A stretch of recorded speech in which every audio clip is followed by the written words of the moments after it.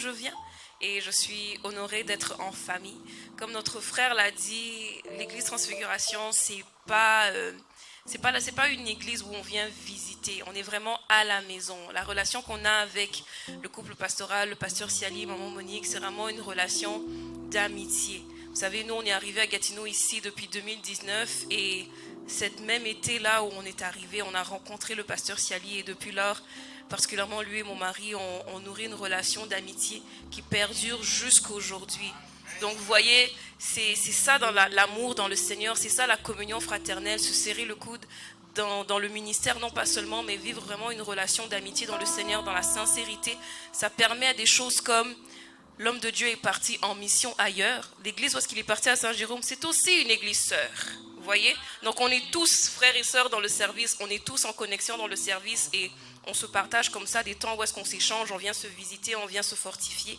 Il est parti là-bas dans le service et par la grâce de Dieu, nous avons pu aussi nous disposer pour venir nous tenir à la brèche, pour venir dans cette maison pour pouvoir servir. Donc je tenais simplement à vous remercier et par la grâce de Dieu, nous allons passer un très bon temps. Que Dieu vous bénisse.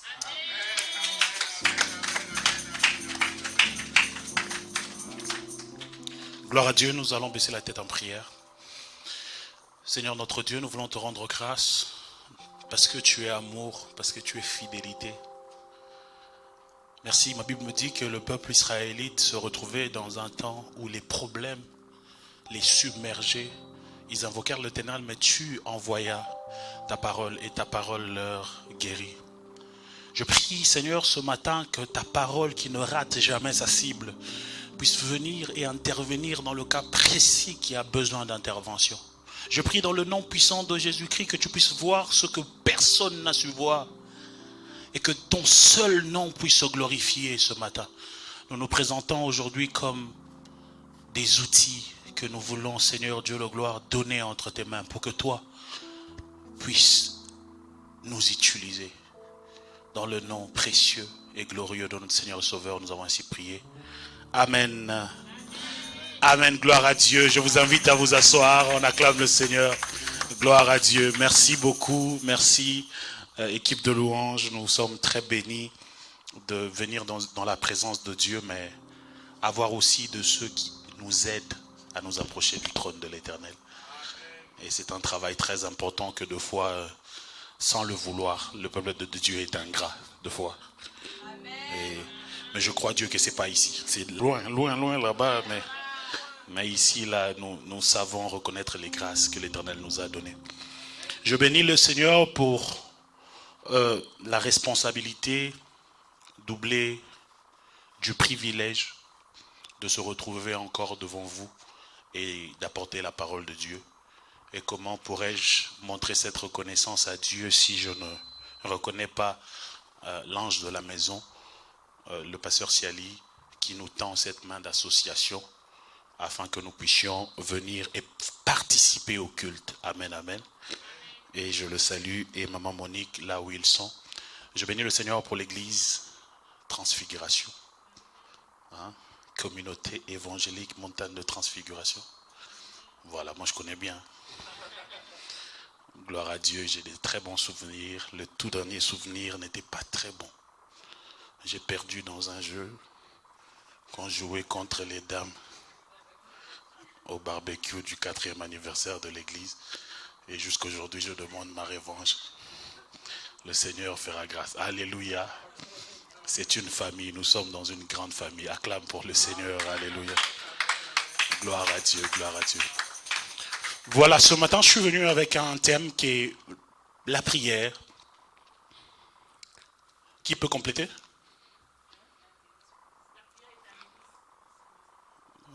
Tu donnes des réponses comme ça pour eux. La prière, un délice pour le Seigneur. Et avant de commencer, j'aimerais bénir le Seigneur pour mon épouse, pasteur Nada, qui n'est pas seulement l'épouse du pasteur, mais qui a un ministère puissant, qui travaille à côté de son mari. Et l'Éternel nous bénit à travers elle. Alléluia. Donc, je te célèbre. Que Dieu te bénisse. On est très sérieusement mariés. Et ça fait une douzaine d'années que nous sommes en train de construire l'histoire ensemble, depuis qu'on se connaît. Et le Seigneur nous fait vraiment beaucoup du bien. Et ça fait différent parce que deux fois, je vais l'accompagner. Elle va prêcher. Deux fois, elle va m'accompagner. Deux fois, on est à l'église, nous deux. Mais c'est toujours cette complémentarité-là. Et je sais que pendant que je prépare une intervention, elle est tout le temps en train de prier. Et c'est un honneur que d'être son mari. Que Dieu te bénisse. Gloire à Dieu. J'aimerais, d'entrée de jeu, vous proposer 3 versets. 3 versets afin de pouvoir exploiter la pensée du Seigneur ce matin. 3 versets. Le premier verset, c'est dans Ézéchiel, chapitre 22e, le verset 30. Puis ensuite, nous allons avoir Matthieu, chapitre 6, le verset 6e. Et le 3e verset sera dans 1 Pierre, chapitre 4, verset 7. Alléluia. La prière, un délice pour le Seigneur. La prière, un délice pour le Seigneur. Est-ce que quelqu'un a envie que sa prière devienne un délice pour le Seigneur? Alléluia. Je commence par Ézéchiel chapitre 22, le verset 30e. La Bible dit: je cherche parmi eux un homme qui élève un mur, qui se tienne à la brèche devant moi en faveur du pays, afin que je ne le détruise pas. Mais je n'en trouve point. Parole du Seigneur. Matthieu chapitre 6, verset 6. Mais toi, quand tu pries, entre dans ta chambre, ferme ta porte, et prie ton Père qui est dans le lieu secret, et ton Père qui voit dans le lieu secret. Amen, amen. Et ensuite, le dernier verset. La fin de toute chose est proche. Soyez donc sages et sobres. Quelqu'un peut dire sage et sobre. Afin de vous livrer à la prière. Alléluia. Ce verset, je vais le reprendre. La fin de toute chose est proche. Soyez donc sages et sobres afin de vous livrer à la prière. Alléluia. Afin de vaquer à la prière. Quel thème important, quel thème commun pour une église que nous exploitons souvent. La prière est l'un des sujets que l'on a plus exploité dans l'église. Mais après, ce n'est pas simplement une norme, ce n'est pas simplement une activité, ce n'est pas simplement une théorie, ce n'est pas simplement quelque chose qui est important pour nous de comprendre. Mais je vais vous proposer aujourd'hui que la prière est bien plus qu'une activité ecclésiastique. Je vais vous proposer que la prière est bien plus qu'une activité ecclésiastique. Afin de comprendre cette prière que Dieu aime, cette prière qui est le délice du Seigneur. Je ne veux pas aujourd'hui vous parler de sortes de prières. C'est sûr qu'on va peut-être paraphraser, mais vous en connaissez. Je ne veux pas aujourd'hui essayer d'expliciter telle prière le Seigneur aime et telle autre prière le Seigneur n'aime pas. Aujourd'hui, j'aimerais d'abord épousseter tout ce qu'il y a comme mauvaise mentalité, mauvaise appréhension de ce concept qu'est la prière. Depuis un certain moment, le Seigneur me renvoie dans la Bible afin de pouvoir revenir sur les bases. Certains ont peut-être suivi, je pense que le pasteur Siali a intervenu une ou deux fois dans des séminaires que je fais qui sont intitulés « Réapprendre l'évangile ». Le Seigneur est venu donner un peu cette pensée que tant que nous ne revenons pas au modèle primaire, quelque part dans la croissance, on arrive à se corrompre. On arrive à biaiser nos intentions. On n'est plus pur. On n'est plus dans le sacré. Au fur et à mesure que l'église grandit en nombre, en âge, l'église est en train de s'éloigner vers le modèle de l'église primitive. Or, le modèle de l'église primitive incarnait l'essence même du christianisme. C'est parce qu'ils vivaient comme Christ qu'on les a appelés chrétiens. Et tout ce qu'ils étaient en train de faire, c'était inspiré par le Saint-Esprit. Est-ce que quelqu'un se rappelle que l'église n'a pas commencé avant l'effusion du Saint-Esprit? Il fallait d'abord que le Saint-Esprit puisse venir et ensuite l'église est venue. Donc tout ce que nous faisons dans l'église doit suivre le Saint-Esprit. Alléluia. Et en revenant sur les racines de foi, il est important de redéfinir des concepts. de redéfinir, de recomprendre, de réapprendre. Il y a des choses que nous avons compris hier, mais il faut réapprendre aujourd'hui. Il y a de ces choses qu'on ne doit pas simplement donner à ceux que nous appelons bébés spirituels ou nouveaux convertis. Il y a de ces thèmes qui représentent la base du christianisme pour lequel nous devons revenir encore et encore. Voilà pourquoi nous prierons encore et nous parlerons encore du pardon, nous parlerons encore de l'amour, nous parlerons encore de la tolérance, de la charité, qui sont des principes de base de la vie chrétienne. Alléluia. Et comme le bon semeur là lui-même dit, laissez-les croître et après je viendrai et j'enlèverai livrer. Ce matin, je vous propose cette démarche. Allez-vous un peu livrer de la conception de la prière. Qu'est-ce que la prière n'est pas? Afin d'atterrir sur ce que la prière est. Si vous êtes d'accord avec moi, je vais y aller déjà. La première chose que la prière n'est pas, la première confusion qui vient dans la tête de plusieurs, on le répète très souvent et par cela, on empêche au peuple de Dieu d'aller vaquer à la chose qui devient le délice du Seigneur. Je propose que la prière n'est pas une supplication. La prière n'est pas une supplication. Ce n'est certainement pas la supplication qui est un délice pour le Seigneur. Vous êtes d'accord avec moi que le Seigneur ne se plaît pas à ce que quelqu'un vienne et le supplie. Vous êtes d'accord avec moi que ce que l'Éternel trouve gloire, ce n'est pas dans une prière qui vient et le supplier. L'Éternel n'a aucun honneur et aucune gloire dans la supplication. La prière qui doit plaire à Dieu, c'est la prière où l'Éternel est en train de tirer gloire.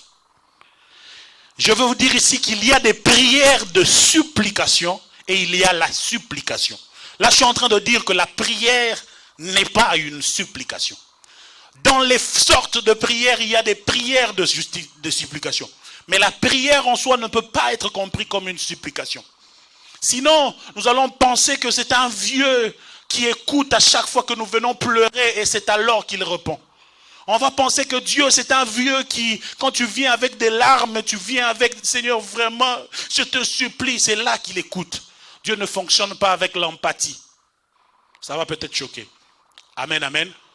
Parce que Dieu est, je vais revenir un peu là-dessus dans le développement, mais Dieu est amour et Dieu est juste. Ces deux attributs sont partie intégrante de ce que Dieu est. Dieu fonctionne avec l'amour et Dieu fonctionne avec la justice. Toutes les résolutions de Dieu, toutes les réponses agréables que Dieu donne, c'est basé sur l'un de ses principes, soit par l'amour, soit par la justice. Alléluia. L'empathie, c'est à nous les hommes d'être empathiques. Dieu n'est pas empathique. Alléluia. Ce n'est pas parmi les attributs de Dieu. Il est amour. C'est bien plus grand que l'empathie. Donc, il n'est pas séduit par une supplication. Il n'est pas manipulé par la supplication de l'homme. Amen, amen.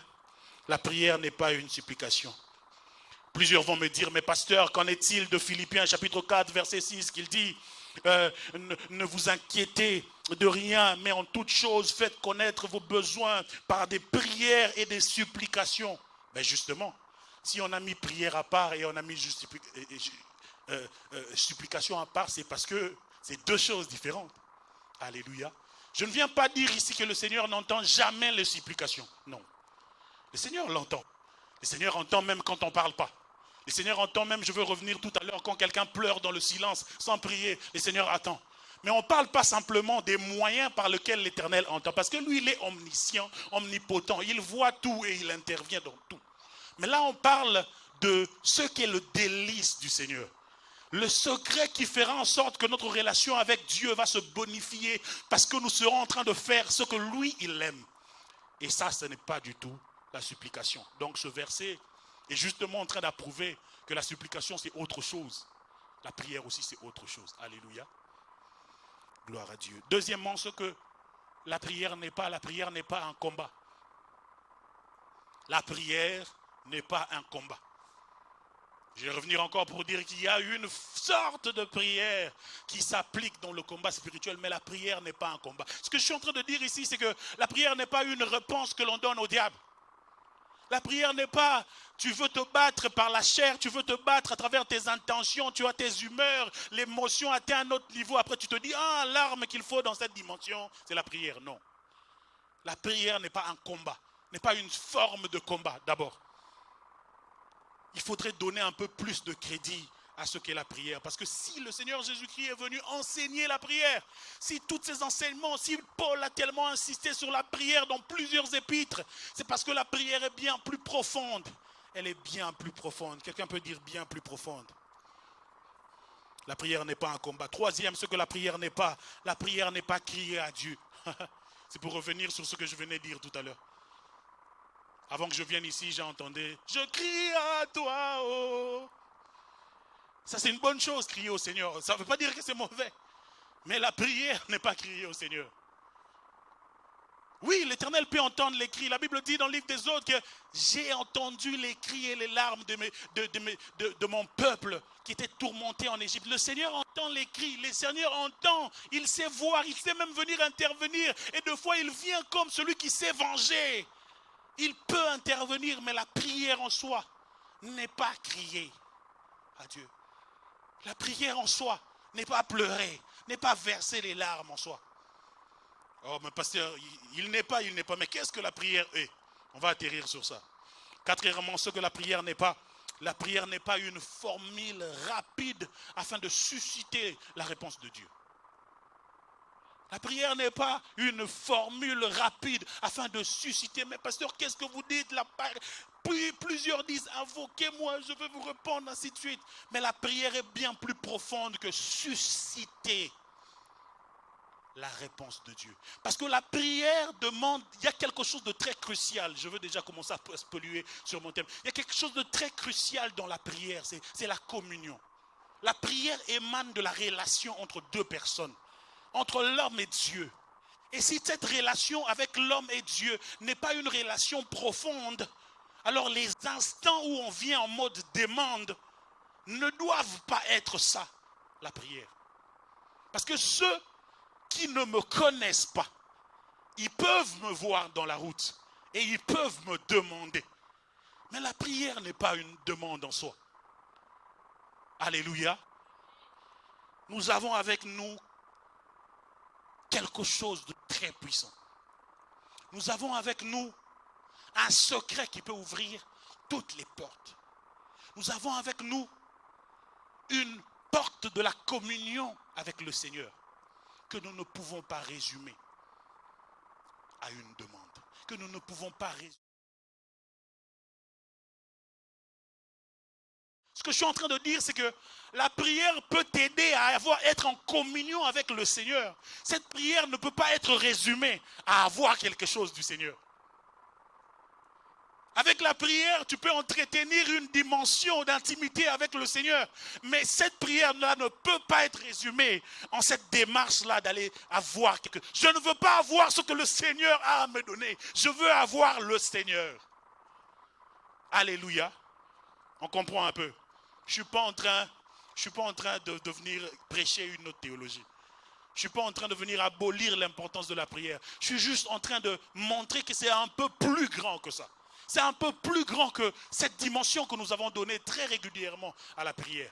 La prière est un peu plus grande que ça. Et dernièrement, avant de parler du dernier point, dans Matthieu chapitre 6 qu'on a lu tout à l'heure qui dit, au verset 7e, la Bible dit, en priant, ne multipliez pas les paroles comme les membres des autres peuples. Ils s'imaginent en effet qu'à force des paroles, ils seront exaucés. Dans d'autres versions, on parle bien des pharisiens. Comme les pharisiens, ils s'imaginent qu'en multipliant leurs paroles, ils seront exaucés. Donc la prière n'a rien à voir avec les paroles. La prière n'est pas une question de parole. La prière n'est pas une question de comment tu sais t'exprimer en français. La prière n'est pas une question de la dextérité. La prière n'est pas une question de savoir exprimer ta pensée. Parce qu'il y a des gens qui connaissent parler la langue, mais qui ne savent pas exprimer leur pensée. Qui ne sont pas à l'aise à parler en public. Mais ils peuvent être profonds dans la prière sans être à l'aise à parler en public. La prière n'est pas une question de mots, de phrases. de l'intelligibilité. La prière n'est pas une question de l'intelligibilité. Parce qu'une personne qui ne sait pas multiplier les paroles peut être plus profonde dans la présence de Dieu. Juste parce qu'il comprend que c'est le moyen par lequel il se rapproche du trône du Seigneur. Alléluia. Et cinquièmement, ce que la prière n'est pas n'est pas une activité chrétienne comme je l'ai dit tout à l'heure. C'est-à-dire, je viens, je reçois Jésus-Christ comme Seigneur et Sauveur et on me dit, il faut prier. Le comprendre comme ça nous permet de pouvoir éradiquer deux courants de pensée. Le premier courant de pensée, c'est ces personnes qui viennent à l'église, qui n'ont pas la dimension que toi tu as, qui viennent de rencontrer le Seigneur. Toi, tu as un background.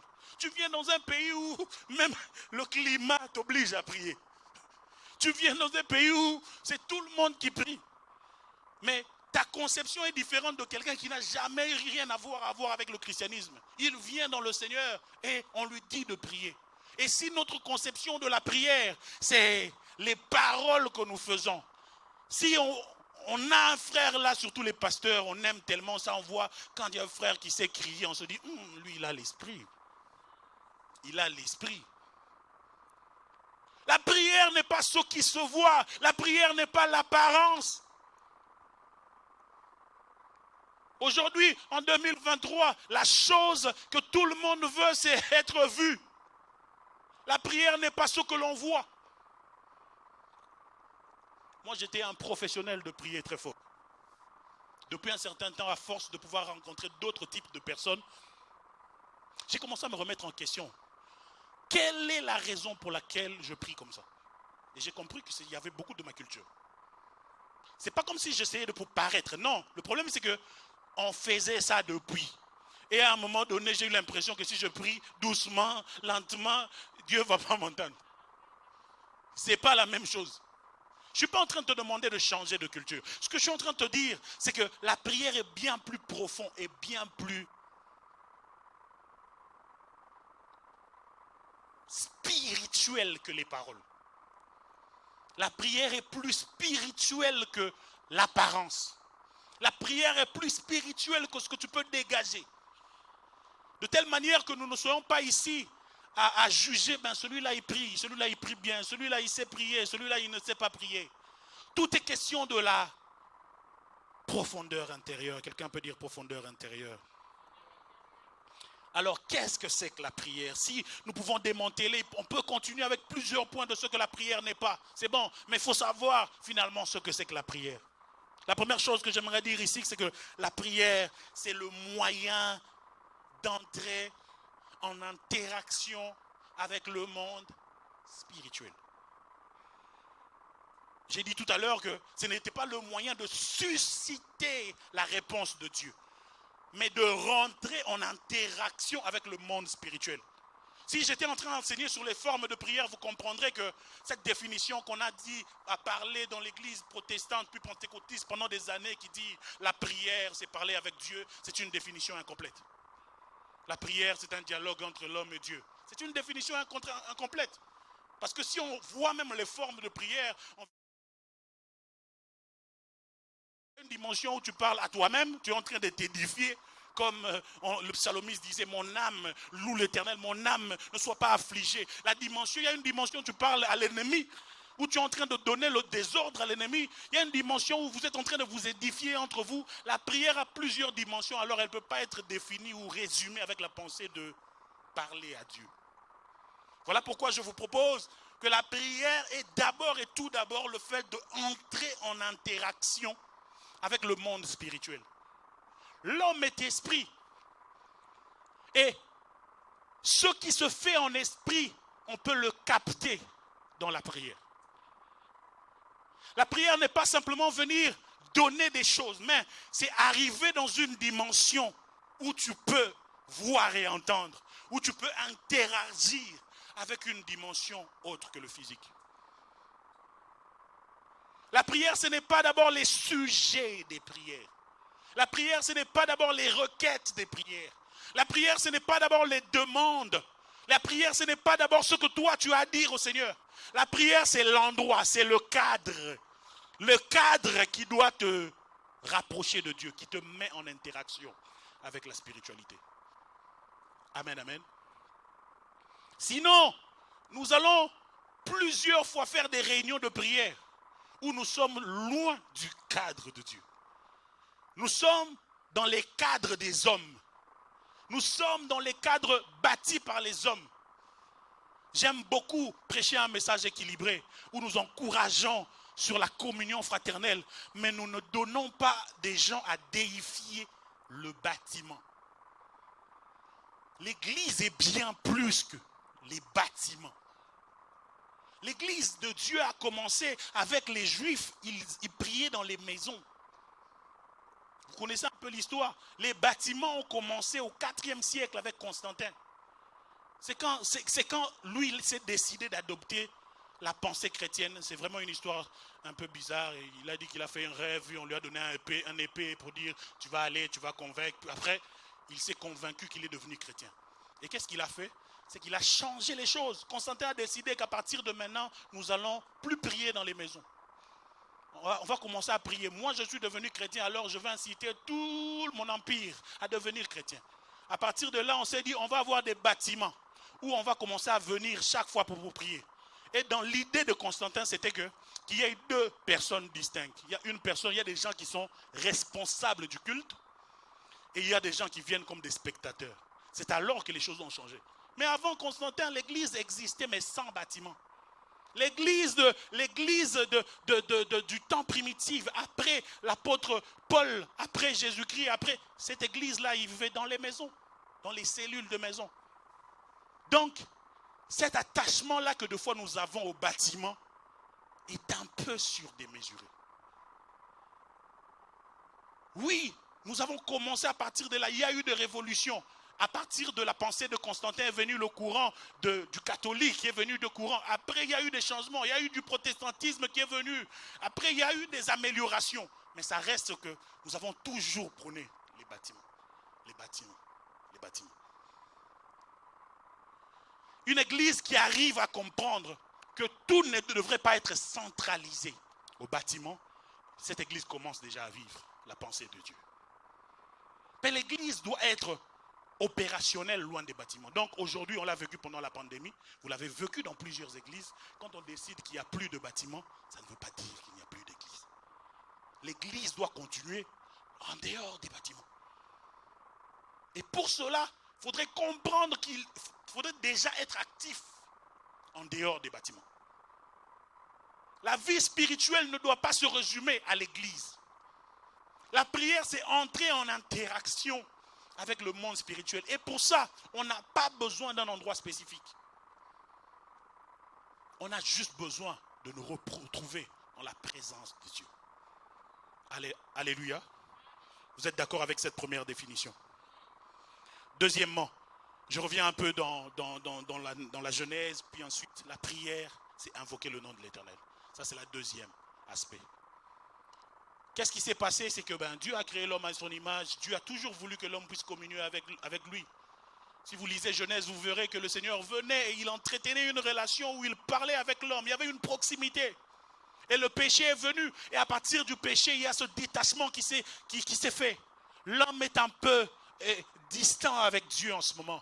L'homme n'arrive plus à baigner dans la présence de Dieu. Les versions disent, il a été chassé du jardin.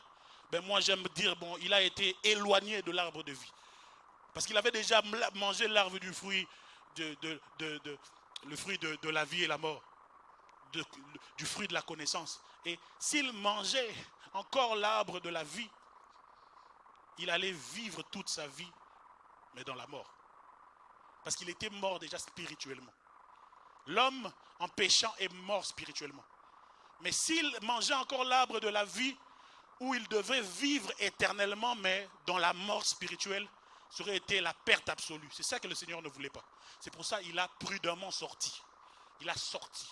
Moi, j'aime pas la version qui dit Dieu l'a chassé du jardin. Non, Dieu l'a sorti pour le protéger. C'était par amour qu'il a sorti du jardin.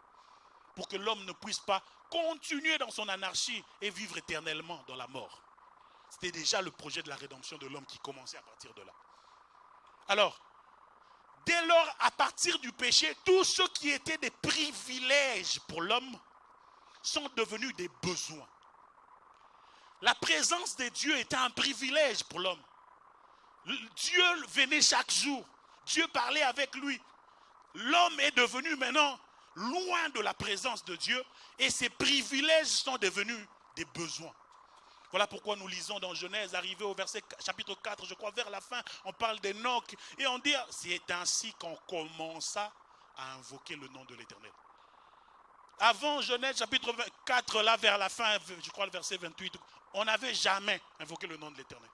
Mais là, l'homme est tellement devenu loin de Dieu que la présence de Dieu est devenue un besoin. C'était un privilège, maintenant c'est devenu un besoin. Depuis lors, invoquer le nom de l'Éternel, c'est ce qu'il fait pour rapprocher l'homme à l'idée de sa création. Pourquoi est-ce que Dieu t'a créé? Il t'a créé pour que tu puisses dominer, il t'a créé pour l'adorer, il t'a créé pour des buts. Mais quand tu vis ta vie loin de Dieu, tu ne comprends pas ces buts. Tu n'es pas en train de mesurer où tu es. Maman, je ne sais pas combien de minutes j'avais. Il faut savoir, hein. C'est dangereux de dire à un pasteur, allez-y. C'est très dangereux. Donc, les privilèges sont devenus des besoins. Et à partir de là, l'homme commençait maintenant à aller invoquer le nom de l'Éternel. On le voit dans Genèse 4, puis Genèse 5, jusqu'à ce qu'on vienne chez Abraham dans le Genèse 12. Le Seigneur rencontre Abraham. Après beaucoup de choses, on n'a pas le temps pour parler de Noé, on n'a pas le temps de parler de Tour de Babel, mais tout ce qui se passe ici, c'est que l'homme s'éloignait de plus en plus de Dieu. L'homme était toujours en train de partir en mode « je n'ai pas besoin de Dieu, je n'ai pas besoin de Dieu ». Et heureusement que le Seigneur a institué de lui invoquer son nom. L'homme par inspiration a commencé à invoquer le nom de l'Éternel. Dieu n'est plus permanent, mais Dieu peut nous visiter. Dieu peut venir. Dieu peut intervenir. Ça, c'est aussi une grâce. Nous pouvons faire intervenir Dieu. La prière, c'est aussi faire intervenir Dieu. Jérémie dit ceci, invoque-moi, je te répondrai. Dieu a promis qu'il va répondre à chaque fois que l'homme l'invite. Et compris de la sorte, nous comprendrons que la prière est très puissante parce que nous faisons intervenir Dieu dans des problèmes des hommes. Amen, amen. Deuxièmement, j'ai dit, la prière, c'est invoquer le nom de l'Éternel. L'Éternel est près de tous ceux qui font appel à lui. Ça, c'est Psaume chapitre 145. L'Éternel est près de tous ceux qui font appel à lui. De tous ceux qui font appel à lui avec sincérité. Il a insisté avec sincérité. Tu invoques l'Éternel, mais avec sincérité. Moi, j'aime beaucoup ce verset qui dit « Or à celui qui peut faire, c'est en hébreu, or à celui qui peut faire infiniment au-delà de tout ce que nous pouvons demander et penser. » Plusieurs fois, tu t'appelles Christian, right? Ah, tu as un nom dangereux, frère. Plusieurs fois, Christian, nous demandons à Dieu, mais nous ne nous assurons pas de penser ce que nous demandons. Le verset que j'ai dit ici, prier, mais prier avec sincérité, c'est parce que l'Éternel veut s'assurer que la personne qui demande avec son cœur. Le problème avec la prière, c'est que plusieurs fois nous prions, mais la prière n'est pas en égalité avec ce que nous pensons. Je disais tout à l'heure ici que la profondeur de la prière, c'est que je veux avoir Dieu. Le Dieu qui donne là, je veux l'avoir.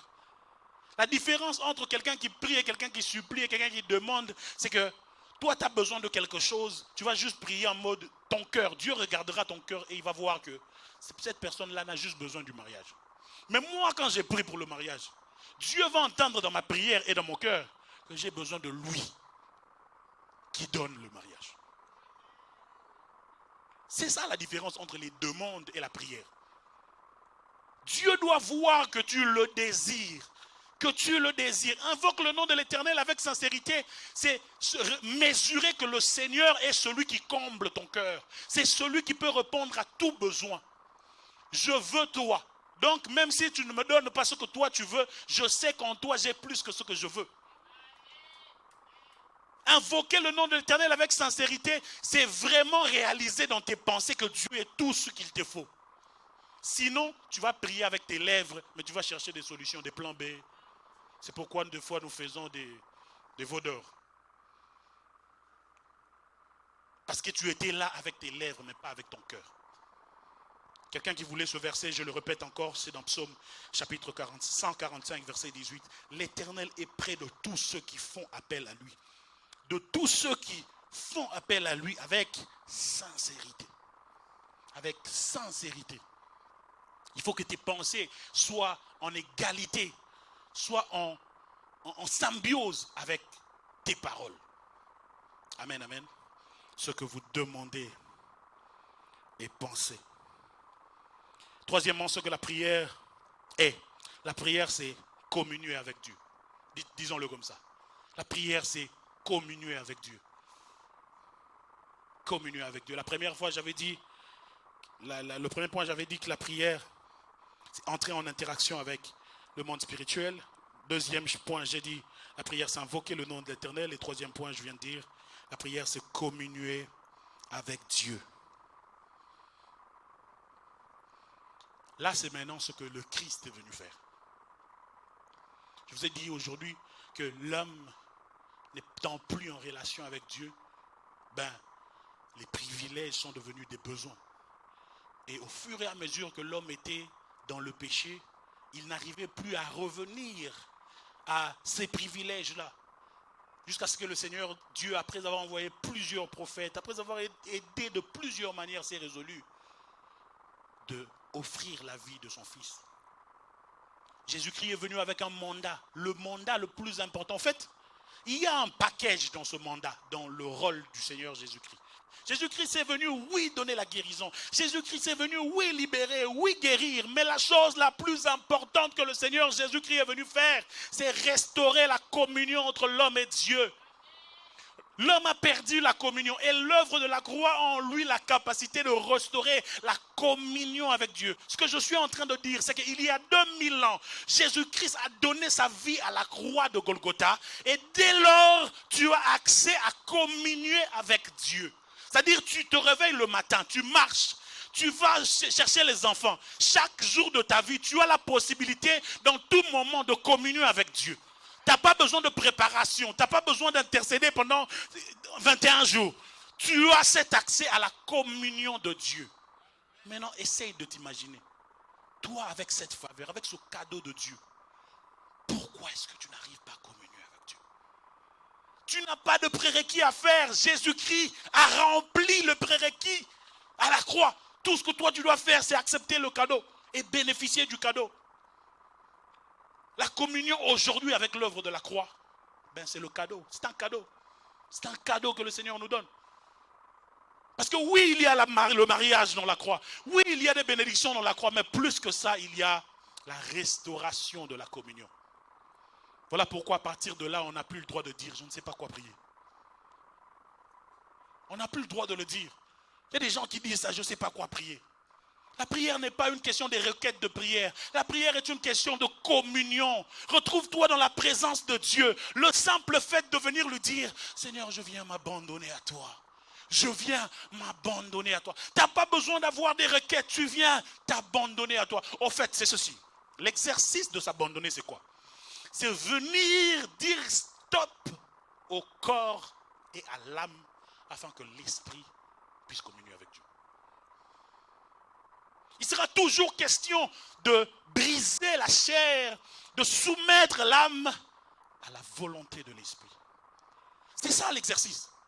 Voilà pourquoi, en tout moment, quand une personne se résout de pouvoir communier avec Dieu, le challenge qui se propose devant lui, c'est la chair et l'âme. Ça sera toujours le challenge. Qu'est-ce que tu fais pour que ton corps puisse se soumettre? Qu'est-ce que tu fais pour que ton âme puisse se soumettre? L'apôtre Paul parlera de crucifier sa chair. Qu'est-ce que tu fais pour que les désirs de ton esprit puissent avoir plus d'importance que les désirs de ta chair? Le Seigneur Jésus, en enseignant, il dit, ne vous inquiétez pas du boire et de manger. Le Seigneur vous donnera cela. Il vient donner un parallélisme entre les besoins normaux, les besoins quotidiens et la présence de Dieu. Il dit, vous ne pouvez pas servir 2 maîtres à la fois. soit vous aimerez l'un ou vous haïrez l'autre. Dans cet enseignement-là, on a juste dit que c'est maman, c'est le Dieu de l'argent. Non, non. La vraie révélation dans ce texte, Dieu parlait des désirs que nous mettons au-delà de la présence de Dieu.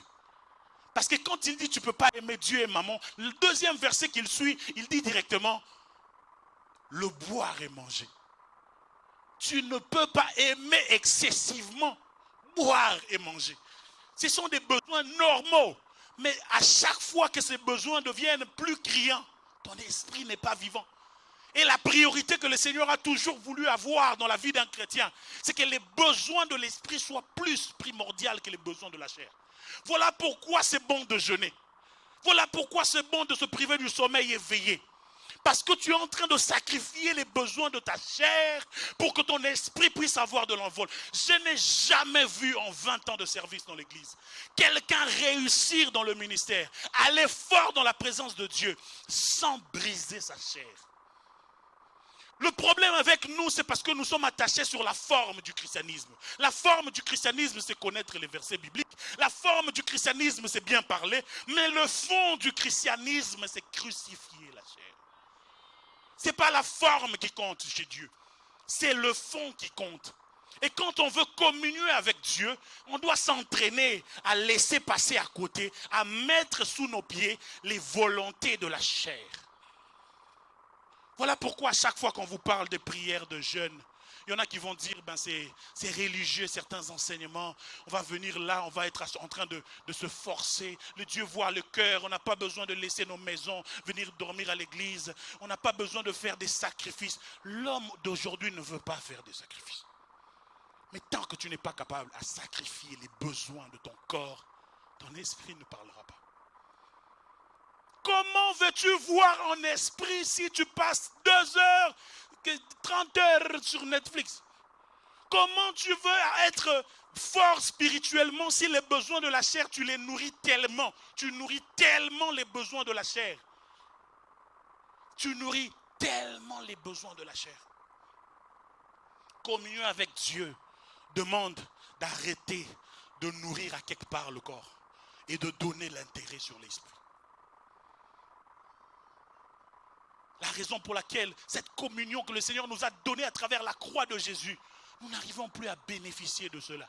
Les miracles ont presque disparu, si pas diminué, dans l'église. C'est parce que nous sommes des chrétiens de forme. Le fond n'a plus beaucoup d'importance. Gloire à Dieu parce qu'aujourd'hui le Seigneur va restaurer cette chose dans le nom de Jésus. Alléluia. Alors pourquoi tu ne jouis pas de cette communion? En plus, tu as le Saint-Esprit pour t'aider. Ce que nous avons de plus que ceux qui étaient là avant Jésus n'avaient pas. Nous avons maintenant le Saint-Esprit. Il peut nous aider à crucifier la chair et à nourrir notre esprit. Je ne vous parle pas là simplement de jeûner. Je vous parle de communier avec Dieu. Vu que c'est impossible de communier avec Dieu avec un corps surnourri, j'allais dire quoi? Bon, on a compris. Amen, amen. Donc, troisièmement, la prière, c'est communion avec Dieu. Quatrièmement, j'aimerais dire à quelqu'un que la prière, c'est le moyen que Dieu a de nous faire participer à ce qu'il est en train de créer. Dieu a créé toutes choses. Mais aujourd'hui, le Seigneur crée à travers les hommes, avec les hommes. Et il veut nous faire participer à ce qu'il est en train de créer. Ça, c'est très important. Le Seigneur a quelque chose qu'il est en train de faire dans la ville. Le Seigneur, il a quelque chose qu'il est en train de faire dans ta famille. Le Seigneur a quelque chose qu'il est en train de faire dans tes enfants. Mais il a besoin de ta participation. Tu dois participer à ce que le Seigneur est en train de créer dans la vie des autres. Ça, c'est un secret très important que j'aimerais que l'Église puisse saisir. Tu dois participer à ce que le Seigneur est en train de créer. Quelqu'un va demander comment que je peux faire pour participer à ce que le Seigneur est en train de créer. Je te propose 1 Thessaloniciens, chapitre 5, du verset 16 au verset 18. Comment faire pour participer à ce que le Seigneur est en train de créer? J'aimerais te dire déjà que tu participes ici en qualité d'observateur. Mais c'est très important cette qualité. Tu participes à la création de Dieu dans ta famille. Tu participes à ce que l'Éternel est en train de créer dans ton mari. Tu participes à ce que l'Éternel est en train de créer dans tes enfants. Tu participes à cela. Mais tu participes en qualité d'observateur. Pourquoi? C'est parce qu'en esprit, la foi, c'est la vue. Dans le monde spirituel, la foi, c'est la vue. Donc ça prend un prérequis, une attitude de foi pour participer à ce que le Seigneur est en train de créer. Ce texte que je vous ai donné tout à l'heure dans 1 Thessaloniciens à partir du chapitre 5 au verset 18, la Bible dit « Soyez toujours joyeux ». Je répète encore, « Soyez toujours joyeux, virgule, priez sans cesse, virgule, exprimez votre reconnaissance en toutes circonstances. Car c'est la volonté de Dieu pour vous en Jésus-Christ. » Soyez toujours joyeux. Virgule, priez sans cesse.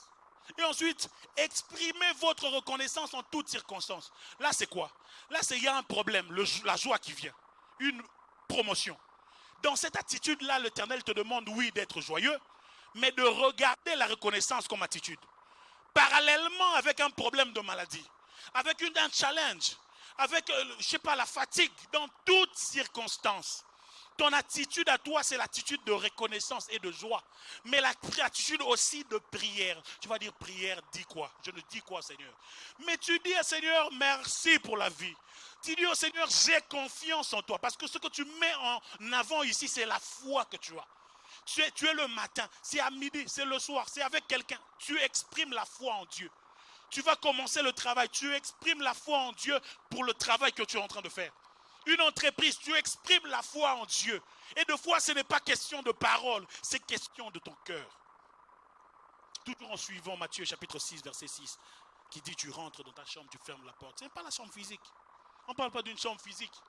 On parle de s'éloigner du corps et de tout ce qu'il y a dans le corps et de se retrouver avec l'esprit. Alléluia.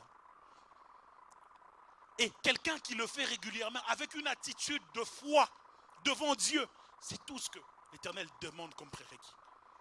Vous voyez ce que le Seigneur va faire. Il va commencer à intervenir. Mais ça sera sous tes yeux.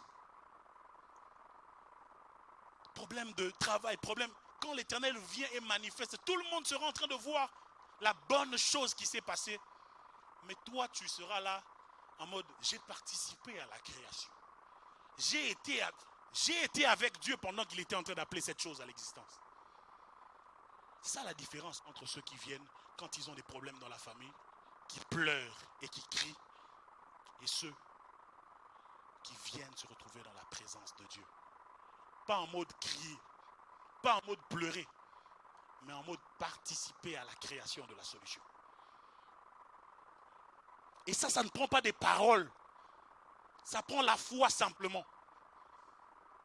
Je te fais confiance pour ce challenge. Si quelqu'un le comprend, acclame le Seigneur.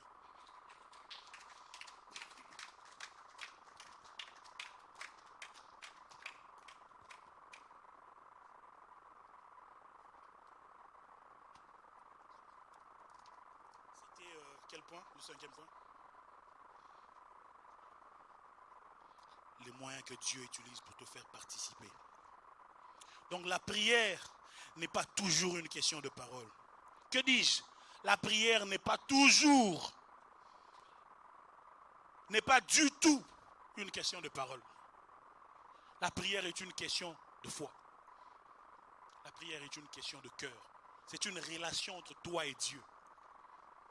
C'est une question de cœur. Ce n'est pas une question de parole. Le piège du christianisme, c'est de devenir des gens, un groupe de gens qui ont des listes et des requêtes de prière. On vient mais avec des listes et des requêtes de prière. Comme un papier où tu as dressé. On a besoin de telle chose, on a besoin de telle chose, on a besoin. Ça c'est le piège du christianisme, de la religiosité. Mais le fond de la foi est basé sur la relation entre l'homme et Dieu. Et cette relation se nourrit à travers le nombre de fois où tu te reposes sur la capacité de Dieu. C'est-à-dire, Je me repose le matin sur la capacité de Dieu pour la journée. Je me repose dans mon travail sur la capacité de Dieu. Je me repose dans ma famille, dans mon mariage, dans le challenge avec mes enfants sur la capacité de Dieu. Mais comment je fais ça? Je commence d'abord par prier. Voilà pourquoi il dit prier sans cesse. C'est-à-dire, la prière n'a pas besoin que tu puisses, je ne sais pas faire combien de temps. Juste un petit soupir. Tu brises directement les considérations de ton corps, de ta chair, les questionnements. Et tu dis, je te fais confiance, Seigneur. Amen. Ça ne prend pas simplement les cas graves comme les maladies, mais dans chaque saison. La Bible dit dans toutes circonstances. Et on ne va pas comprendre, tu vas commencer à entretenir en toi de la joie. Une joie permanente. Pourquoi? Parce que constamment tu te reposes. Écoute, les problèmes, il y en aura toujours. Voilà pourquoi il faut que tu puisses te reposer constamment. Dans la Bible, dans le Nouveau Testament, il est répété juste dans les épîtres. Il est répété plus de 30 fois que le Seigneur Jésus-Christ s'éclipsa pour prier. Jésus-Christ, il est répété plusieurs. Pourquoi on nous répète ça dans la Bible? Même lui qui était 100% Dieu, à un moment donné à Gethsémane, vous avez vu qu'est-ce qui s'est passé? C'est encore dans la prière. Sa faiblesse a parlé, mais son esprit a pris le dessus. Puis à dire non, pas ma volonté, mais ta volonté. La foi doit être l'instrument que nous devons mettre en exercice en chaque circonstance. La prière, c'est mettre en exercice sa foi en chaque circonstance. Amen, amen. Est-ce que le pasteur a dit ne parlez plus? Parlez mais poussez par l'esprit. Parlez mais poussez par la foi que vous avez. Pas avec vos lèvres. Parce que nous sommes spécialistes. Des fois tu fais 3 heures dans la présence de Dieu. Mais Dieu n'a même pas vu 1 minute. Parce que tu as parlé avec ta chair. Ce n'est pas d'abord. Oui, c'est important de durer dans la présence de Dieu. Oui, c'est important. Mais c'est quand vous êtes vraiment de cœur à cœur. Quand ce n'est pas les mots. Les mots ne sont pas des obstacles entre toi et Dieu. Amen, amen. 5e point, ce que la prière est. La prière, c'est l'un des moyens pour vivre la proximité avec Dieu. Amen, amen. L'un des moyens pour vivre la proximité avec Dieu. Quelle que soit comment la circonstance se présente avec vous. Il y a une circonstance négative. C'est un challenge. C'est une difficulté. Mais le Seigneur veut utiliser cette difficulté pour que vous puissiez être en proximité avec lui. Dieu veut utiliser le problème que tu as vu pour que tu puisses être en proximité avec lui. En fait, certaines situations que l'Éternel met dans notre vie, c'est juste pour nous pousser à aller prier. Juste pour nous pousser à aller démontrer notre foi en Dieu. Juste pour nous pousser à venir le dire matin, midi, soir. Seigneur, pour le cas de cet enfant, je dépends de toi. Seigneur, pour le cas de ce mari, je dépends de toi. Seigneur, en ce qui concerne les finances, je dépends de toi. Mais avec une attitude d'abandon. Deux fois, nous venons combattre avec Dieu dans la prière. Nous venons donner nos volontés, nous voulons imposer nos volontés, nous voulons discuter. Dieu veut des gens qui vont venir dans la présence de Dieu pour lui dire, Seigneur, je viens lâcher prise sur moi, sur mon désir de performer. Je veux lâcher prise sur la situation. Vu que c'est toi qui as le dernier mot, je veux m'abandonner sur ta volonté. Je veux m'abandonner sur ta capacité. Physiquement, je me sens incapable de gérer cette situation. Mais je me repose sur ta capacité. Est-ce que quelqu'un peut dire ça au Seigneur?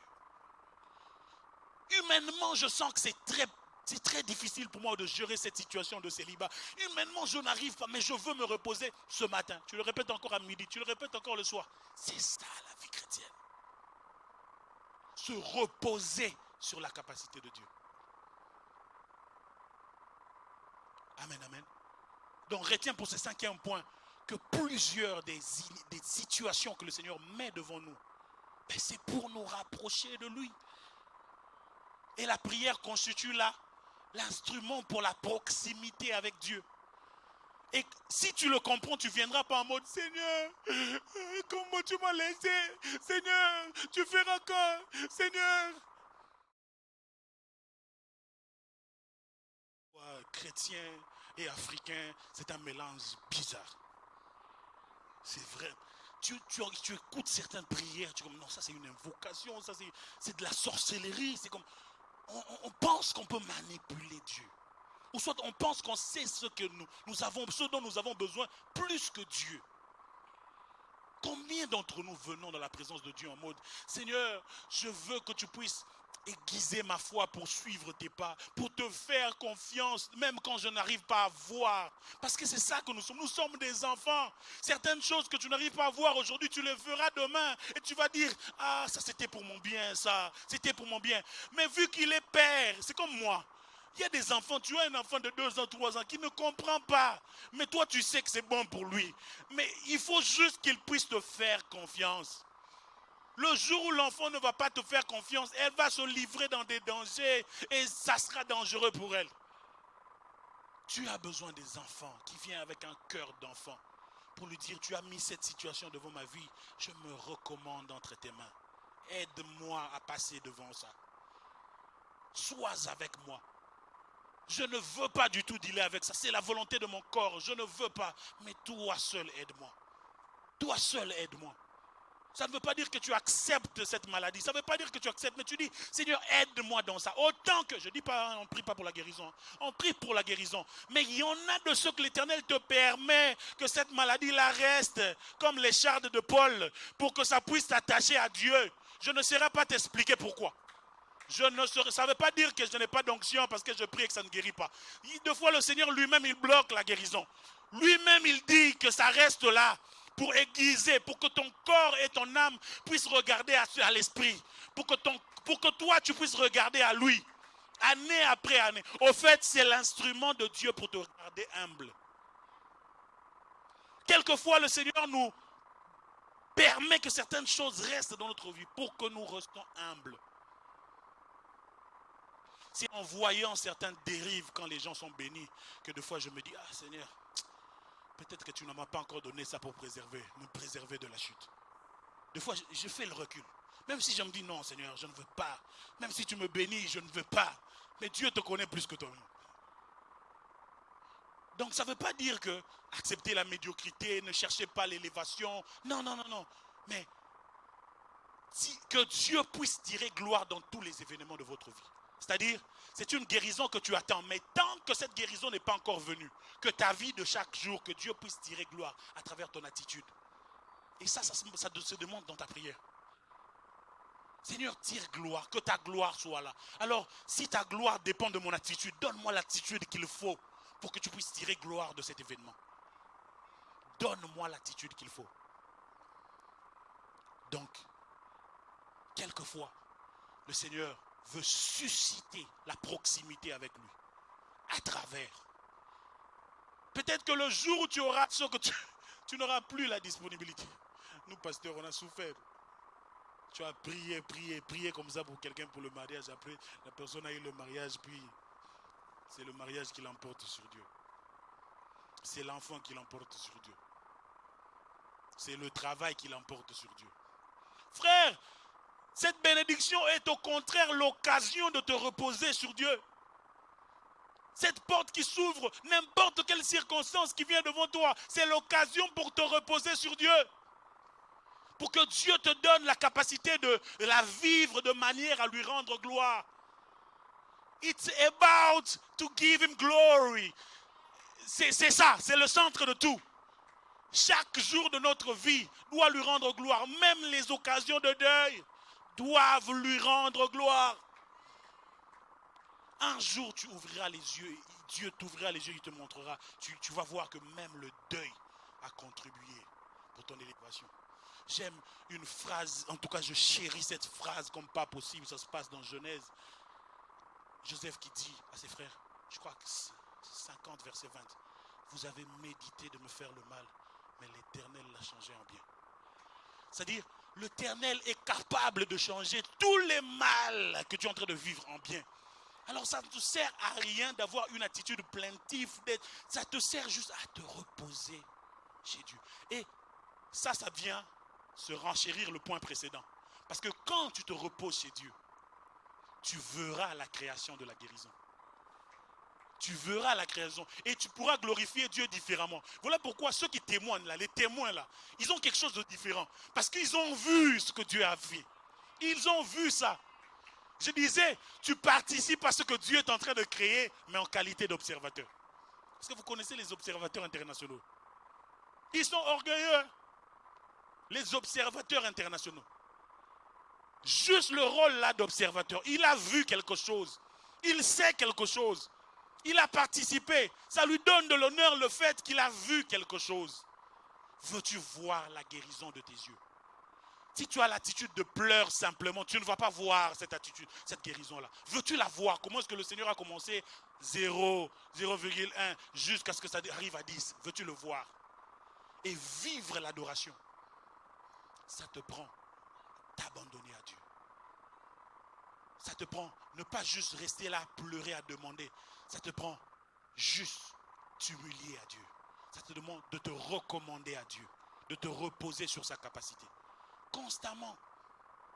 Le plus grand challenge de ma vie, à part le ministère, c'est l'histoire de notre couple, mon mariage avec ma femme. Voilà pourquoi, si tu vois quelqu'un se réjouir comme ça avec le Seigneur, Tikaïga, laisse-le. Tu ne sais pas par quoi il est passé. On est passé par des situations où ma femme a voulu se suicider. On est passé par des situations où on était déchirés, le divorce consommé dans nos cœurs en tout cas. On ne voulait plus rien continuer ensemble. Le Seigneur a créé finalement, quand on a finalement décidé de pouvoir laisser le Seigneur agir, malgré que le cœur ne voulait plus rien faire, le Seigneur a créé la délivrance de notre couple et nous avons vu ça. Nous avons vu comment est-ce qu'il est passé par A, par B. Juste, on a fait une thérapie avec ma femme. On a cherché. On a cherché. Jusqu'à ce que les bolingo, ça revient comme ça. Hein? Frère, les situations difficiles, il y en aura toujours. Tu peux être spirituel comme je ne sais pas comment. Dieu va créer des situations difficiles. Mais choisis de croire qu'il le crée pour aiguiser ta proximité avec lui. Choisis de croire qu'il le fait, il le permet pour te grandir dans ton intérieur. Que ta foi puisse grandir. Sinon, ça ne sert à rien. Sinon, tu auras la lecture que tout le monde. Tu deviendras de ceux qui donnent les leçons sur Facebook. Ah, n'aimez pas les mariages. Ah, les hommes sont des sorciers. Te marier avec un pasteur, c'est un problème dans la vie. Tu vas devenir, je ne sais pas, conseiller matrimonial. Ce sont des blessés, ces gens-là. Et je suis en ligne. Je m'excuse. Amen, amen. Gloire au Seigneur. Quel genre de prière? Quel genre de prière que tu fais? Est-ce que ça glorifie Dieu? Est-ce que quelqu'un dit à Dieu, Seigneur, viens te glorifier dans cette situation? Seigneur, viens te glorifier dans cette situation. Je m'apprête à donner un point qui a une valeur sentimentale pour moi. Il y a des choses qui me touchent dans mon esprit, mais il y en a qui touchent aussi le côté émotionnel. Ça, c'est un fardeau que j'ai depuis quelque temps. La prière pour les nations, les communautés et les églises. La prière, c'est les besoins de Dieu. Ça, c'est le tout premier verset que j'ai lu là. Dans Ézéchiel chapitre 20, 30, verset 22. Je cherche parmi eux un homme qui élève un mur, qui se tienne à la brèche devant moi en faveur du pays, afin que je ne détruise pas, mais je n'en trouve point. C'est le Seigneur qui cherche. Sixièmement, j'ai dit, la prière, c'est le besoin de Dieu pour la nation, la communauté et l'église. Le besoin de Dieu. Ça, c'est pour revenir à ce que j'ai dit à l'introduction, que la prière n'est pas une supplication. Mais il y a des sortes de prières qui sont des prières de supplication. Et la prière des supplications, parmi ceux qui sont chers dans le cœur de Dieu, c'est lorsque quelqu'un porte le malheur des autres dans la prière. Dieu dit, je cherche quelqu'un qui va venir intercéder pour que moi, Dieu, je ne punisse pas, pour que je ne détruise pas le pays. Dieu se cherche quelqu'un qui prie pour transfiguration, pour que lui ne punisse pas transfiguration. En fait, le tableau est comme ceci. C'est pas que Dieu est méchant, il veut punir quelqu'un. Le tableau est comme ceci. Dieu est intégralement juste. Dieu est aussi intégralement amour.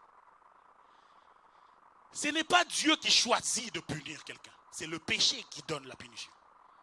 À cause de la justice de Dieu. Tout ce qui se fait qui déshonore Dieu entraîne obligatoirement un châtiment. Entraîne obligatoirement des malédictions. Entraîne obligatoirement l'intervention même du diable. Parce que le diable, il connaît les règles de Dieu. Il y a des côtés où le Seigneur protège. Vous savez, la Bible dit, l'ange de l'Éternel campe autour de ceux qui craignent l'Éternel. Autour de ceux qui craignent, mais ceux qui ne craignent pas l'Éternel. Il y a des règles comme ça placées dans la vie où le diable a un passe. Il sait comment passer. Et ce passe-là lui permet, dans la volonté, pas la volonté parfaite de Dieu, mais la volonté permissive de Dieu, de venir et de détruire votre vie à cause d'une désobéissance.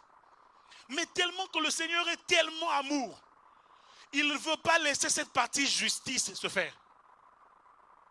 Sa justice demande à ce qu'il y ait de sorte de gens qui puissent être punis, répondre de leurs actions. À Montréal, à Gatineau, au Canada, le christianisme, dans la francophonie, il y a des choses qui se font. Des fois, on déploie des choses. Il y a la perversité, il y a beaucoup de choses qui se font, qui enchaînent la colère de Dieu dans plusieurs manières. Mais qu'est-ce que Dieu y fait? Il dit tellement qu'il est bon, il va susciter un intercesseur. Il cherche un intercesseur. Il cherche quelqu'un qui va venir pleurer pour le compte de quelqu'un qu'on est en train de vilipender sur la place publique. Dieu cherche des gens qui peuvent intercéder pour ces pasteurs qu'on insulte, on leur dit tu as volé l'argent. Dieu cherche quelqu'un pour intercéder pour ces pasteurs qui vont, je ne sais pas, coucher avec des mineurs. Dieu cherche quelqu'un pour intercéder pour ceux qui font du mal. Église, où nous trouvons-nous pendant que Dieu est en train de chercher ces personnes? Et il y a même un secret qui s'y rattache. J'ai fait une étude, entre guillemets, sur les réveils des nations pour les décennies qui ont suivi 1970, quand on a eu le mouvement du pentecôtisme un peu partout dans les États-Unis et ainsi de suite. Et même avant, dans les récits historiques du 14e, 15e, 16e siècle, à chaque fois quand il y a eu la réforme, à chaque fois qu'il y a eu réveil, le mot réveil était précédé d'une grande repentance. Le mot réveil est toujours précédé d'un mouvement de repentance. Le Saint-Esprit se suscite dans le cœur de ces gens qui se disent ce n'est pas assez, c'est pas assez de consécration, c'est pas assez. Au lieu juste de le dénoncer, on va prier, pleurer à Dieu pour que le Seigneur puisse avoir compassion.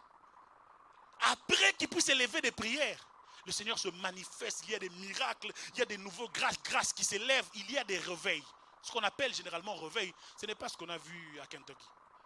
Bon, c'est quand même un mouvement, on a prié quand même pendant plusieurs jours, on va dire que c'est quelque chose. Mais réveil, c'est un mouvement qui reste, qui enflamme toute une contrée. C'est pas juste Kentucky, ça enflamme le monde entier. Ça enflamme le monde et on en a eu. Pas plus tard que dans 1900, là, il y a encore eu des réveils, il y a des grosses réveils. On prie qu'il y ait un réveil ici à Gatineau, ok? On prie qu'il y ait. Mais nous voulons un de ces mouvements-là, mais soyons sûrs que l'un des clés pour vivre le réveil, c'est qu'il y ait de plus en plus de gens qui se repentent, qui demandent pardon à Dieu pour les péchés de l'église de Gatineau, pour le péché de la congrégation. Dieu se cherche des gens qui peuvent intercéder, qui peuvent prier pour le mal des autres. J'aime beaucoup un texte qui se passe dans Jacques chapitre 5. Jacques chapitre 5. Peut-être à partir du verset, je ne sais pas si je veux me rappeler du verset, mais dans le chapitre 5, Jacques il dit confessez vos péchés mutuellement. Et ensuite il dit priez les uns pour les autres Il y a des enseignements où on parle de confesser pour le péché. On leur dit, quand on parle de kirdam, on parle beaucoup de l'église de confesser pour le péché. Mais la deuxième facette de ce verset-là, de foi, on ne parle pas de ça. Parce que dans confession chrétien, il y a faire connaître ce qui est caché, non? Mais deux fois, on voit ce qui est caché sur Facebook. Si la partie confession a déjà été faite, si le mal a déjà été dévoilé, si aujourd'hui tout le monde est au courant du péché, il y a maintenant l'aspect prier sur ces personnes qui ont péché. Quand tu vois une annonce sur Facebook, sur Internet, qu'un pasteur a fait ceci, qu'une église a fait cela, c'est quoi l'attitude que tu as? Tu publies, tu dis vraiment, la fin du monde, vraiment, ça c'est vraiment des choses, ils sont vraiment Satan en eux. C'est tout ce que l'on fait, nous, on juge, on ne fait que juger. Pourtant le Seigneur, lui qui est juste, nous on n'est même pas juste. On a une partie de péché en nous qui nous empêche de juger. Mais Dieu qui est juste, il est en train de chercher des gens qui intercèdent pour susciter son côté amour, qui doit intervenir dans la situation pour qu'il y ait une guérison. Parce que le but du Seigneur, c'est de guérir. Je vais le dire différemment. Derrière tout problème de péché, il y a une maladie. Derrière tout problème de dépravation, de chute, il y a des blessés. Il y a une maladie. Et l'objectif de Dieu, c'est de guérir un peuple. Jérémie chapitre 23, 33 verset 3, la Bible dit, invoquez-moi. Non, je ne parle pas de Jérémie pour cette fois-ci. Je vais parler de Chroniques 7, 14. Si mon peuple, ceux qui invoquent ton nom, s'humilie, prie et se détourne de ses mauvaises voies. Je l'exaucerai des cieux. Ça c'est pour le peuple, c'est individualisé. 2, je pardonnerai leurs péchés. C'est encore pour le peuple qui a s'est émulé là. Mais il y a une troisième dimension. C'est une dimension qui ne c'est pas juste le peuple. Le peuple, c'est ceux qui ont invoqué mon nom. Mais la guérison qui intervient, la guérison intervient sur le pays, sur le pays, sur le pays. Il y a une dimension territoriale à la guérison. Il y a une dimension nationale à la guérison. Quand le Seigneur veut intervenir pour guérir tout un peuple, il y suscite des bourgeons, des petits intercesseurs. Alors ne minimisez pas des temps de prière ici où le Seigneur dit, prions et plaidons la cause de la nation. Pleurons pour la nation. Parce que Dieu peut l'utiliser pour donner une rédemption pour toute une terre, pour toute une province, pour tout un pays, pour tout un continent. Le Seigneur peut agir dans la guérison. Et de cette guérison ne va pas laisser indifférent tout le monde. Parce que le vrai problème derrière le péché, c'est des blessures, c'est des malades. Même ceux qui sont malades spirituellement. Quand tu viens voir les fruits du péché, généralement dans la sémence, il y a Satan qui est là. Il y a le serpent qui a mordu. Le Seigneur dit à Caïn, le péché se couche devant ta porte, mais toi domine sur lui. Mais si Caïn n'est pas capable de le voir, aujourd'hui nous avons l'église. Vous êtes capable de voir le serpent qui est devant la porte de l'autre. Vous êtes capable de voir le danger qui est devant la porte de l'autre. Mais le Seigneur veut que vous puissiez vous élever dans l'intercession. Sauf non, Seigneur, pardonne, pardonne. Parce que le côté de justice de Dieu est plus dangereux que tout ce que vous pouvez avoir comme ennemi, comme sorcier. Parce que c'est le côté justice de Dieu. Il est Dieu, il est saint. En fait, c'est parce qu'il est tellement saint que son côté justice ne pardonne pas. Parce qu'il n'est pas compatible avec le péché. Mais gloire à Dieu, au-delà du côté justice, il y a un côté amour. Et ce côté amour-là, il veut le travailler avec toi. Il ne veut pas le faire tout seul. Voilà pour dire, je cherche des gens qui peuvent élever la voix. Je cherche des gens qui peuvent pleurer pour le péché des autres. Des gens qui peuvent pleurer, Seigneur, le Canada, Seigneur, ce qui se passe dans l'église de la francophonie, Seigneur, ce qui a touché dans ma famille, Seigneur, connexion divine, transfiguration, lumière du monde, Seigneur, aie pitié, aie pitié, aie pitié. C'est ça la prière qui est un délice pour le Seigneur. Parce que le Seigneur, il se plaît à guérir. Il se plaît à faire du bien. Ce n'est pas demander, ce n'est pas chasser les démons. La prière qui est un délice pour le Seigneur, qui fait plaisir au Seigneur, c'est quand tu viens comme volontaire pour participer à une guérison que le Seigneur veut faire pour toute une nation. Et tu viens et tu réponds à cet appel-là. Plusieurs fois dans la Bible dit, je cherche. Jusqu'aujourd'hui en 2023. Le Seigneur cherche. Je suis venu aujourd'hui pour te dire transfiguration. Le Seigneur cherche des gens qui peuvent mettre leurs genoux à terre pour pleurer la compassion de Dieu pour les péchés des autres. Pour que sa justice ne puisse pas tuer ces gens-là. Pour qu'ils ne soient pas détruits. Est-ce qu'il y a des gens qui vont répondre à cet appel? Est-ce qu'il y a des gens qui vont répondre à cet appel?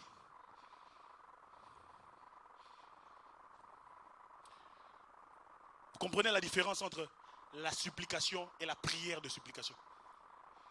Quand je viens supplier, Christian, la supplication va adoucir ton cœur. Mais la prière de supplication vient reconnecter le cœur du perdu avec le cœur de Dieu. La supplication va adoucir. Qui d'entre vous peut adoucir Dieu? Par ses mots, par ses affaires. Qui d'entre vous peut adoucir le cœur de Dieu? Ce que le Seigneur Jésus a fait à la croix a déjà adouci le Seigneur. Tout ce qu'il veut, c'est que toi, tu puisses te placer à la bonne place. Tu fais la prière de supplication. Pas juste supplier, mais faire la prière. Retiens-le. La supplication adoucit le cœur. Mais la prière de supplication reconnecte le cœur du pécheur avec Dieu. Il ne va rien faire.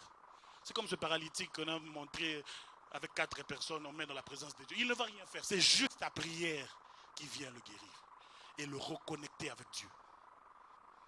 Le Seigneur se cherche des personnes qui vont prier pour les autres.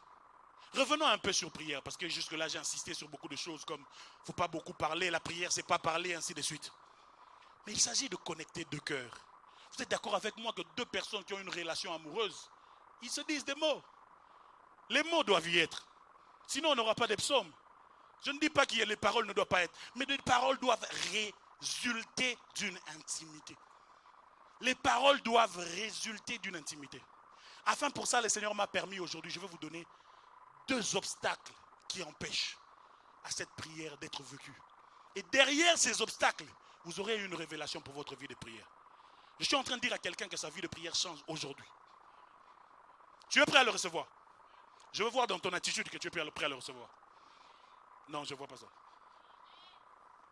Est-ce que tu es prêt à le recevoir? C'est quoi l'obstacle? C'est quoi l'obstacle qui empêche à la prière? À ce que tu puisses avoir cette vie de prière qui agrée Dieu. Premier obstacle. Ça, c'est Pharaon. Tu sais ce que Pharaon a dit? Pharaon a dit, donnez-leur plus de travail. Donnez-leur plus de travail. Occupez-le. Comme ça, ils n'auront pas le temps de servir leur Dieu. Occupez-le. L'obstacle pour que tu puisses vivre cette dimension où ta prière est un délice pour le Seigneur, c'est l'occupation, les multiples occupations. Le monde aujourd'hui est dessiné pour des multiples occupations. On est toujours occupé. On n'a même plus le temps de faire une marche. Ça, c'est quelque chose que je vais vous donner aujourd'hui. C'est même pas moi, c'est écrit dans plusieurs livres, dans plusieurs orateurs le disent. Frère, les marches est un secret pour répondre à 3 dimensions de la personne. La dimension physique, parce que quand tu fais des marches, c'est bien pour ta santé. La dimension même émotionnelle, parce que tu es relaxé, tu es dans une dimension où tu... Mais il y a une autre dimension. Hier, le monde entier a fêté la journée internationale de commémoration sur la terre, de la terre. Les gens reconnaissent qu'il y a des fleurs, qu'il y a des créations de Dieu. Combien plus forte raison, toi chrétien, moi à chaque fois je vous dis que je fais une marche dans un parc ou quelque chose de pareil, il y a une dimension où tu plonges dans l'adoration. Juste voir ce que Dieu a créé. Déjà marcher, ça te prédispose, ça te déconnecte du téléphone des gens, ainsi de suite. Tu te déconnectes. Tout sera toujours question de fermer sa porte et rechercher la face de Dieu. Comment tu fermes ta porte si tu pries avec ton téléphone à côté? Comment tu fermes ta porte? Moi, je te propose la marche. Tous ceux qui ont essayé de cultiver une vie de prière, de marche, 20 minutes par jour, 30 minutes par jour, frère, ils sont très enrichis par ce moment. Et des fois, tu n'as même pas besoin de parler. Tu marches juste après 10 minutes. Tu te retrouves toi-même en train de parler, en train de dire à Dieu, waouh, que c'est beau, Seigneur, si tu as créé cet univers, si tu tiens toutes choses entre tes mains, si l'univers vraiment, tu réalises, tu marches sur la terre, mais tu réalises que c'est la terre qui tourne autour du soleil, mais tu réalises à travers ton intelligence qu'il y a un Dieu plus grand. Tu te disposes pour adorer le Seigneur. Et ce qui t'empêche de le faire, c'est les occupations. Les multiples occupations. Et je veux te proposer aujourd'hui que ces occupations-là ne valent pas la peine. C'est Pharaon qui l'a mis devant toi. C'est Pharaon qui l'a mis pour que tu sois tellement occupé et que tu ne puisses pas servir ton Dieu. C'est l'obstacle pour que tu puisses avoir cette attitude d'abandon au Seigneur. Frère, ça relaxe la tête. Même si tu as des factures, ça relaxe que de te dire, je marche pendant 30 minutes. Quand tu marches là, quand tu passes, frère, tu te retrouves à un moment donné à prier. Seigneur, je m'abandonne entre tes mains. C'est le genre de prière que tu n'arrives pas à faire parce que le téléphone est à côté. Parce qu'il y a un dérangement à côté. Parce que tu as beaucoup de choses. Il faut se déconnecter. Je parlais tout à l'heure de briser la chair, de sacrifier la chair afin que l'esprit puisse parler. Ça prend se déconnecter de son quotidien pour nourrir cette relation avec Dieu. Les genres de prières qu'on fait, même à l'église, ce ne sont pas des prières. On est là en mode, on parle la langue, mais en mode, on est en pleine distraction. Même le chant de l'autre est une distraction pour toi. Même, je ne sais pas, l'habillement de l'autre est une distraction. Même le téléphone à côté est une distraction. Et aujourd'hui, on a le mode selfie au téléphone. Les gens font des photos en mode, moi dans la présence de Dieu. Selfie dans la présence de Dieu. Moi à l'église, c'est l'éveillé. Moi en mode dans la présence. Toi avec la photo dans la présence de Dieu. Il s'est photographié dans la présence de Dieu. Et s'il est capable de se filmer, il va se filmer. Dans la présence de Dieu. Il n'a pas fermé la porte. Si tu veux prier, ferme ta porte. Ferme ta porte. Ça veut dire ferme les distractions. Ça veut dire ferme tous les besoins de la chair. Ferme ça. C'est un verset que nous connaissons. Rentre dans ta chambre, ferme. Entre d'abord dans ta chambre, ferme la porte. Retrouve-toi en isolation. Et le Dieu qui sait te retrouver dans le secret. C'est quoi les temps de secret que tu as avec le Seigneur? Le secret du sacré se trouve dans le secret. Le sacré se nourrit dans le secret. Toutes les fois que tu ne nourris pas le sacré, c'est parce que tu n'as pas le secret. Cultive des temps de secret pour nourrir ton sacré. Est-ce que ta foi est sacrée pour toi? Est-ce que ta vie chrétienne est sacrée pour toi? Est-ce que ta vie de prière est sacrée pour toi? Crée un instant de secret. Aujourd'hui, même pour pouvoir prier, aller en retraite, je dis, j'aimerais annoncer à tous mes abonnés sur Facebook que je vais aller en retraite pendant quelques temps. Qui a besoin de savoir que tu veux aller en retraite? Le secret, c'est aussi loin des apparences. La vie de chrétienne, c'est la vie de l'être et non pas du paraître. J'ai l'habitude de dire dans mes prédications, Dieu est. Nzambe Azali. L'homme devient. L'homme devient. Le diable paraît. Et toutes les fois que tu as essayé de paraître, tu as ressemblé au diable. Il y a seul Dieu qui est. L'homme devient. Ce que tu n'es pas en mesure de faire aujourd'hui, tu peux le faire demain. Ce que tu n'arrives pas à faire aujourd'hui, tu peux le faire demain. Mais il y a le diable et quelqu'un qui paraît. Mais le christianisme d'aujourd'hui, c'est un christianisme qui se base sur le paraître. Que tout le monde voie que je sais prier. Que tout le monde voie. Il n'y aura jamais de secret et de profondeur quand tout le monde voit. Quand tout le monde voit. Frère, quand je marche dans ma rue, je suis seul, j'ai besoin de personne, je suis seul devant mon Dieu. Et ce sont des moments sacrés. Peut-être pour moi c'est la marche, mais peut-être pour toi c'est la douche. Oui, tu es seul, Dieu te voit nu, il n'y a pas de problème. Tu es seul, je ne sais pas, tu veux dire des gens qui sont tellement respectueux qu'il a besoin d'être en costume cravate pour prier. Le secret, frère, si pour toi tu es tellement occupé que ton temps c'est la douche, maximise sur ton temps de douche. Maximise sur ton temps de douche. Prends des douches 4 fois par jour. Parce que tu brises tout ce que tu t'empêches d'être en connexion avec l'extérieur et tu te reposes dans la présence de Dieu. Là où ce n'est pas juste les paroles, là où c'est le cœur qui se repent, en mode Seigneur, je m'abandonne à ta volonté sur tel sujet. Seigneur, je m'abandonne à cette volonté. Deuxième obstacle, je vais le dire rapidement avant que je laisse le micro. Deuxième obstacle, ça se passe toujours avec Pharaon. Cette fois-ci, il ne dit pas, occupons-le pour qu'il ne puisse pas servir Dieu. Cette fois-ci, il dit ceci. On va tuer tous les nés à leur naissance. Ça, c'est l'obstacle où le diable veut tuer ta spiritualité à ta naissance spirituelle. Tu es venu en Christ, mais tu embrasses une vie chrétienne religieuse. Tu ne comprends pas, par exemple, que la prière, c'est être en interaction avec les esprits. Dans Corinthiens, est-ce que j'ai le temps? Est-ce que j'ai le temps? J'ai pas le temps, hein? Alors, quelqu'un a dit non, j'ai dit non, j'ai écouté non. 1 Corinthiens chapitre 14 verset 15. Que faire donc? Je résume l'histoire. Que faire donc? Je prierai par l'esprit, mais je prierai aussi avec intelligence. Il était en train de parler du parler en langue.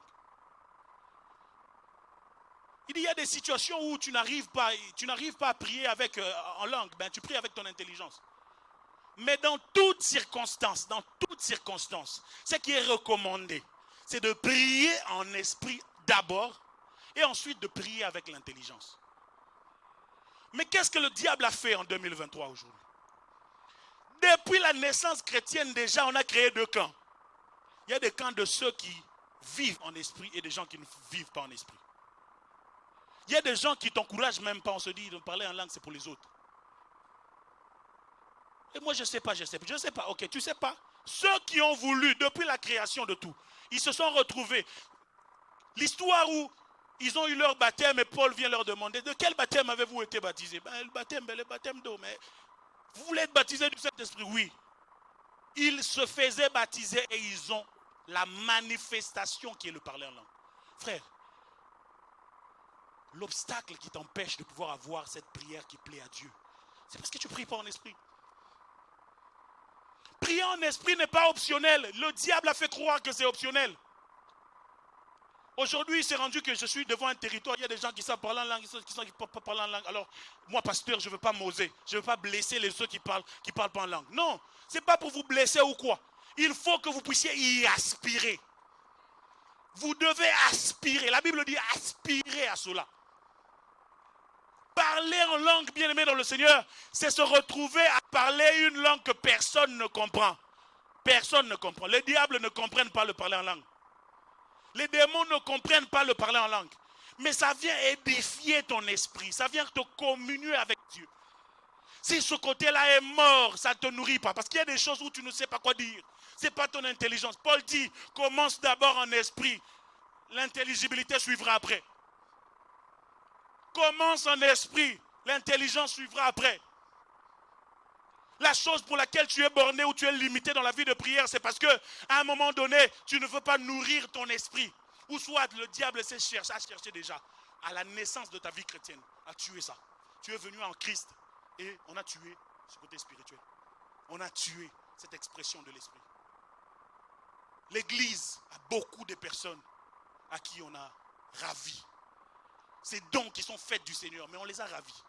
Parce que Pharaon a tué les nés, à la naissance de la vie chrétienne. Gloire à Dieu parce que le Seigneur est toujours là pour restaurer. Je te dis que dans un culte comme ceci, le Saint-Esprit peut revenir et se manifester pour toi. Il est déjà là, mais il va se manifester. Ça dépend de ton désir. Ça dépendra toujours de ton aspiration. Est-ce que quelqu'un peut dire au Seigneur, Seigneur, j'ai besoin de parler en langue? Le problème, c'est qu'on a rendu ça optionnel. Frère, ce n'est pas optionnel, c'est la langue des anges. C'est la langue de chez nous. Ce que je suis en train de dire ici, c'est que celui qui est fort en esprit, son esprit va toujours avoir de l'emphase sur sa chair. Et la révélation pour ça, ça se passe dans l'Apocalypse. Je finis par là.